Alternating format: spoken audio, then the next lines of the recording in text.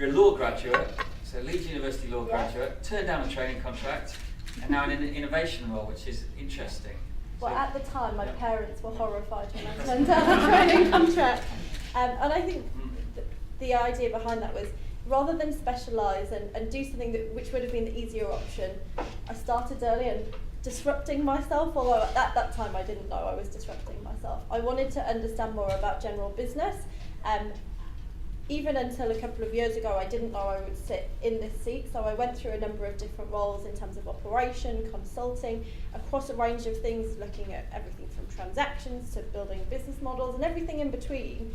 And it was only a few years ago around disruption was in the press and talking about robotics and the Internet of Things and new technologies were conversations around this role ever existing. And how I got into it was just being curious about, well, what does that mean for us? And I remember going to one of the partners I was working with and saying, well, how are you going to charge people by the hour in the future? Because if you can do things in 2 seconds, how's that going to work? And it sort of unlocked itself from there. So when the opportunity came up at Taylor Wessing, it was just a perfect fit, because it's a firm that likes to disrupt itself and try new things and isn't necessarily afraid to fail fast, because with disruption, you don't always get from the perfect idea to the perfect product. It's not a straight line, and I like that because you're encouraged to experiment in every role that you do here.